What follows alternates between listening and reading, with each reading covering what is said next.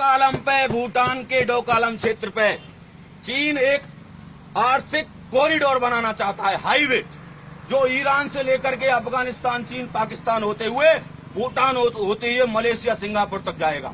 वो चाह रहा है कि मैं अंतरिक्ष में तो उड़ान भरूंगा ही भरूंगा और जमीनी रास्ते पर भी मेरा कब्जा हो जाए दक्षिणी एशिया में।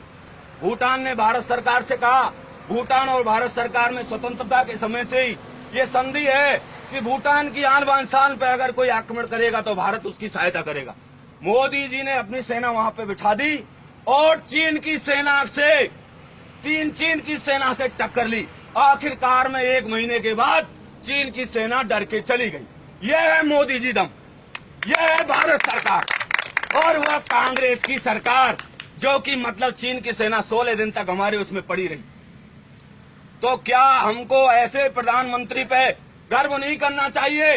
गर्व नहीं करना चाहिए, बताइए आप। करना चाहिए। और जहां हमारा शर्म से सीना सिर झुक गया कांग्रेस के शासनकाल में, आज हमारा सीना गर्व से फूल रहा है। हमको एक भारतीय होने पे गर्व हो रहा है।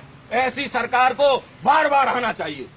मोदी जी जिंदाबाद, मोदी जी जिंदाबाद, आरएसएस जिंदाबाद, आरएसएस जिंदाबाद, विश्व हिंदू परिषद जिंदाबाद, विश्व हिंदू परिषद जिंदाबाद, बीजेपी जिंदाबाद। इसके अलावा हम प्रत्येक भारतीयों को ये बात पूरी तरह से ध्यान में रखना चाहिए, हमारे बच्चों को बताना चाहिए। देखो, देश की आजादी के समय कांग्रेस पार्टी ने हमारे जो क्रांतिकारी वीर थे उनसे द्वेषता रखते हुए नेहरू ने अपनी देखरेख में हमारे इतिहास को छपाया। उसमें हमारे कक्षा 7 और 8 की किताबों में बोला गया कि अकबर महान है और 1 लाख की सैनिक से 500 सिपाही लेकर के महाराणा प्रताप लड़ते थे और उसको लुटेरा बताया गया। शिवाजी महाराज, औरंगजेब ने हमारे हिंदू धर्म को नष्ट भ्रष्ट कर दिया, सारे देवी देवताओं की गर्दन मूर्ति कटवा दी। ऐसे दुराचारी अहंकारी दुष्ट औरंगजेब से मात्र 40 सिपाही लेकर के शिवाजी महाराज ने उससे छापामार युद्ध पद्धति से उससे दक्षिण छीन लिया, पूरा दक्षिण छीन लिया शिवाजी महाराज ने। शिवाजी महाराज हिंदू धर्म के समर्थ गुरु रामदास के शिष्य, हिंदू धर्म के रखने वाले, उन्होंने हमारे हिंदू धर्म की औरंगजेब से रक्षा की। झांसी की रानी लक्ष्मीबाई, जिन्होंने अपनी आन बान शान के लिए अंग्रेजों से लोहा लिया। वीर सावरकर साहब, उन्होंने मतलब उनको जिल्दा जला दिया गया मट्टी तेल छिड़क करके।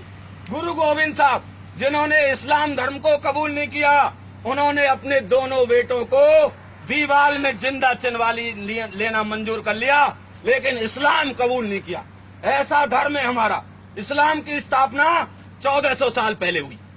600 ईस्वी में मोहम्मद पैगंबर साहब का जन्म हुआ था और 2000 साल पहले ईसाई धर्म की स्थापना हुई थी। हमारा हिंदू धर्म तो करोड़ों साल पुराना है। हमारे राम जी, कृष्ण जी, गणेश जी, शिव शंकर महाराज कब के पैदा हुए हैं, इनका लेखा जोखा है इनके पास। 2000 साल और 1500 साल से अपने धर्म की स्थापना वाले बड़े अनुयायी बढ़ रहे हैं और हम कितने शीतल हैं। हमारे देश की अगर सबसे बड़ी समस्या है तो वो है धर्म निरपेक्षवाद, सेकुलर। हम सेकुलर बनके अपने देश का विकास नहीं कर सकते। सेकुलर के आड़ में ये लोग हमारे हिंदू धर्म को नष्ट भ्रष्ट करने का प्रयास कर रहे हैं। सेकुलर की आड़ में ये चर्च, जो ईसाइयों का धार्मिक स्थल है, अपने ईसाईयतकरण को बढ़ावा दे रहे हैं। केरल, कर्नाटक, उड़ीसा के कुछ इलाके और जितने भी ये जो द्वीप हैं, इनमें सब ईसाई बना दिए गए। ये पैसा देते हैं, अपने बच्चों को ईसाई स्कूलों में मत पढ़ाओ, आरएसएस और सरकारी विद्यालय में पढ़ाओ, ताकि हमको पवित्रता का, अपने देश की आन बान शान का पाठ पढ़ाया जाए। इस्लाम में ये मुसलमान लोग मदरसों में अपने बच्चों को पढ़ाते हैं। मदरसों से कहीं टीचर बनते हैं? कलेक्टर बनते देखा है मदरसे के किसी पढ़े विद्यार्थी को? इंजीनियर बनते देखा है? नहीं, वहां पे केवल देशद्रोही बातें ही सिखाई जाती है।